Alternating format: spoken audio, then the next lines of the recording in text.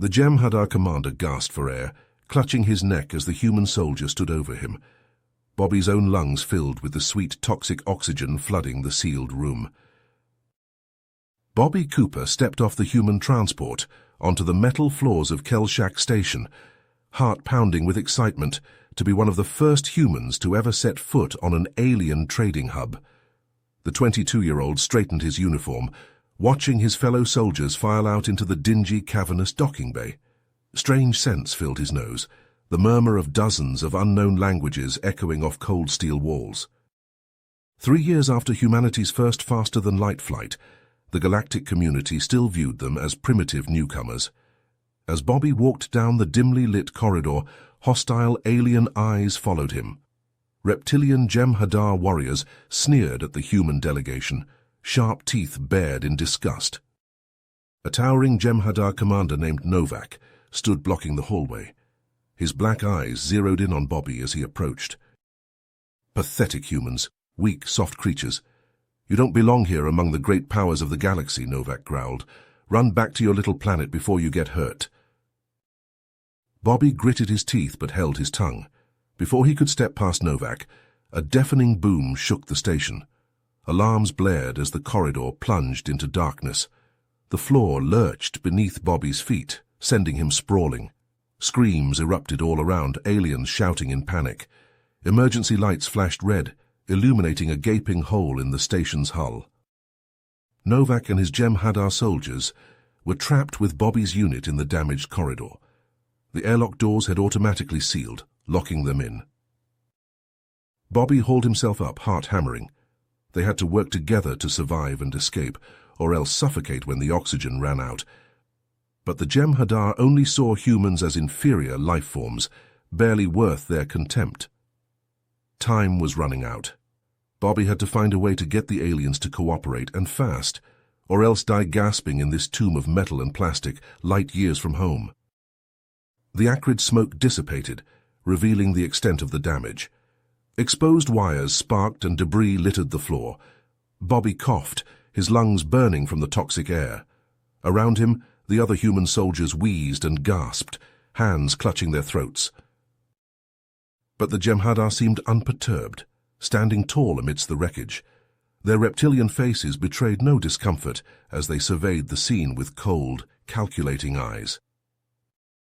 Life support systems are failing, Novak rasped, consulting a flickering display panel. Oxygen levels dropping, air composition becoming unstable. He turned to his warriors. Jem'Hadar, activate your emergency breathing filters. We must conserve our strength and find a way out. The Jem'Hadar tapped devices on their necks, a faint hiss indicating the activation of their advanced air filtration technology. Novak's gaze flicked dismissively over the struggling humans. Leave the weaklings, they'll only slow us down. Anger flared in Bobby's chest. He pushed himself to his feet, meeting Novak's contemptuous stare. We have to work together, Bobby said, voice hoarse but determined. None of us will make it out alone. Novak's lip curled. You expect me to risk my soldiers' lives for a bunch of frail humans? As they argued, Bobby noticed something strange. Despite the increasingly toxic air, he and his fellow humans were starting to breathe easier. The tightness in his chest eased and his head cleared. Realization dawned. The explosion must have skewed the atmospheric composition, increasing the oxygen levels to the point of being poisonous to the Jem'Hadar, but tolerable for humans. Listen, Bobby said urgently. The air, it's not affecting us as badly. We can handle more oxygen than you can. Novak's eyes narrowed. What are you suggesting, human? Let me lead, Bobby proposed. I can navigate us through the station, find pockets of oxygen-rich air that we can breathe. It's our best chance of making it to the escape pods alive. Novak considered for a long moment, his warriors shifting restlessly behind him. Finally, he gave a curt nod. Very well, he growled. But if you lead us astray, I will personally ensure your suffering. Bobby swallowed hard but held his ground. Understood. He turned to face the twisted corridors ahead, the red emergency lights casting an eerie glow. With a deep breath of the toxic, life-giving air, Bobby stepped forward, the fate of both humans and Jem'Hadar resting on his shoulders. Bobby took point, his eyes straining in the dim red emergency lighting as he picked a path through the debris-strewn corridors of Kelshak Station. Behind him, the heavy footfalls of the Jem'Hadar echoed through the metal halls. The hulking aliens had to duck under hanging wires and contort their massive frames to squeeze through partially collapsed doorways. "How much further, human?" Novak growled, his voice strained. He coughed, a dry, hacking sound. The oxygen-rich atmosphere was taking its toll. Bobby consulted the flickering display of his suit's computer. "Life support is still offline in this section. We need to keep moving until we find a stable pocket." As if to punctuate his point, a shower of sparks burst from a ruptured conduit overhead. Bobby flinched but didn't break stride. Every second counted. They came to a sealed bulkhead, the control panel dark and unresponsive. Bobby pulled a multi-tool from his belt and pried open the panel, exposing a tangle of circuitry. "What are you doing?" Novak demanded, looming over him. Bobby didn't look up, his fingers working deftly to reroute power.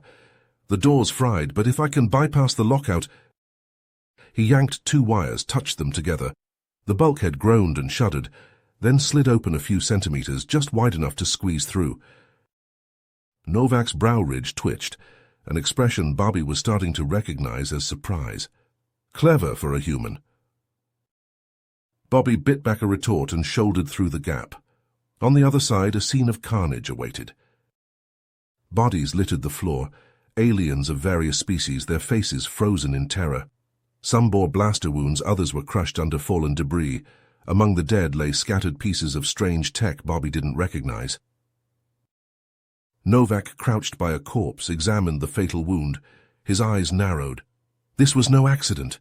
These deaths are deliberate. Someone attacked the station. A cold chill ran down Bobby's spine. Sabotage, but who and why? He didn't have long to ponder before a barrage of blaster fire ripped through the room. Crimson bolts sizzled past Bobby's head as he dove for cover behind a twisted support beam. Across the chamber, a group of armed aliens emerged from behind a pile of rubble. Their faces were obscured by dark helmets, but the hate in their eyes was clear. They're saboteurs, and they were out for blood. "Open fire," Novak roared. The Jem'Hadar surged forward, energy weapons spitting deadly streams of plasma. Bobby raised his rifle and squeezed the trigger, the recoil slamming into his shoulder. The nearest saboteur fell, his chest a smoking ruin. All around, the guttural battle cries of the Jem'Hadar mixed with the crackle of blaster fire and the dying screams of the enemy. Bobby felt a surge of adrenaline as he fought, an almost euphoric sense of strength and speed. The oxygen, he realized. It was like a performance-enhancing drug, sharpening his reflexes and driving him forward.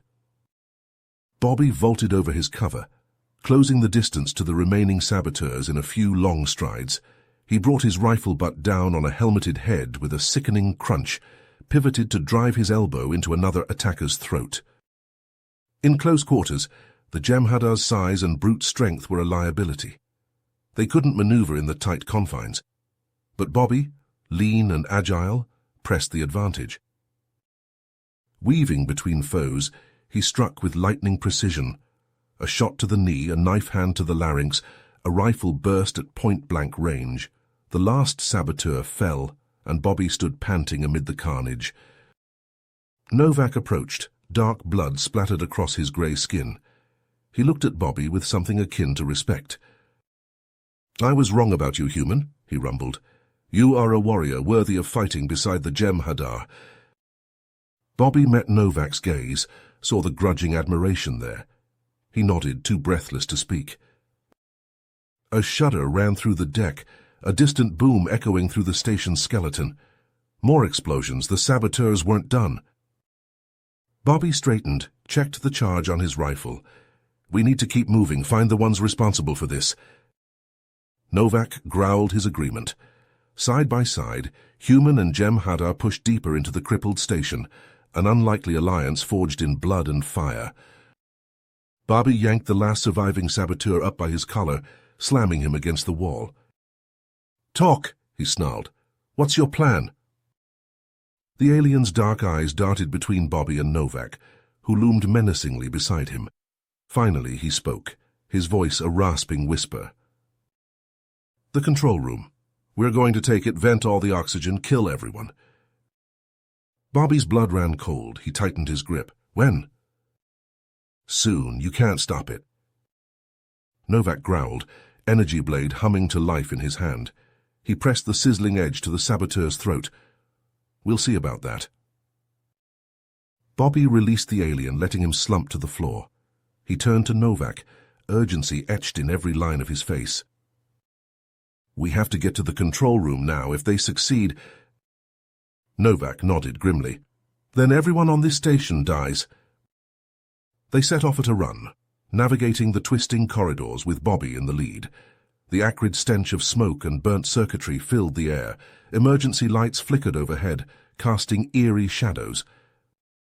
As they neared the heart of the station, resistance stiffened.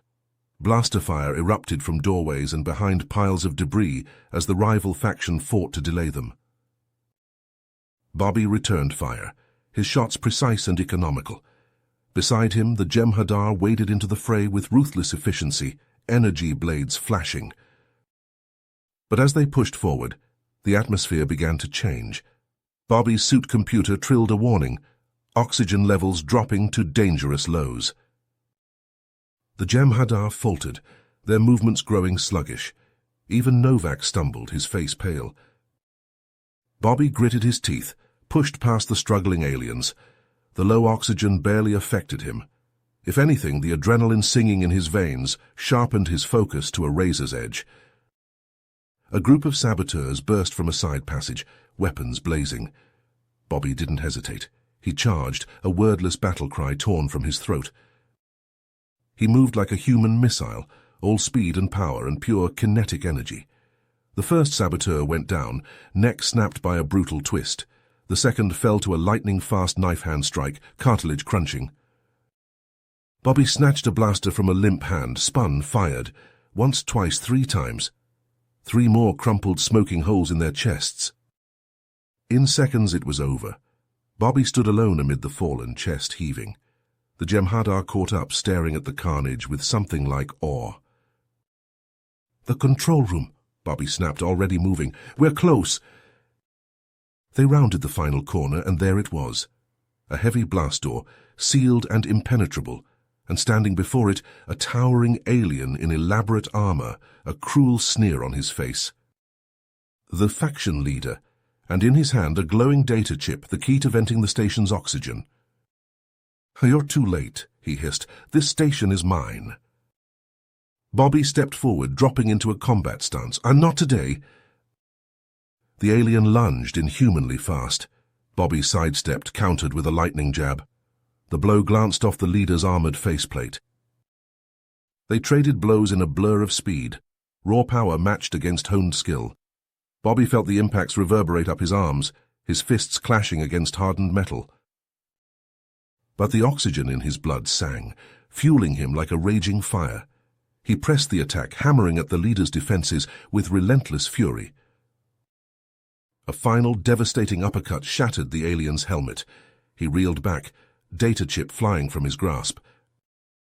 Bobby caught it in midair, pivoted to slam his heel into the leader's temple. Bone shattered. The alien dropped and didn't rise again. In the sudden silence, Novak and the Jem'Hadar stared at Bobby, their faces a mix of disbelief and grudging respect. Bobby looked down at the data chip in his hand, then back at his unlikely allies. The oxygen that had been his secret weapon now threatened to be their undoing. He had to act fast, restore life support before the Jem'Hadar succumbed. With a deep breath of the precious, tainted air, Bobby turned to the blast door and the control room beyond, the fate of the station hanging in the balance. Bobby stumbled to the control room's main console, his vision blurring from exhaustion and the station's fluctuating oxygen levels.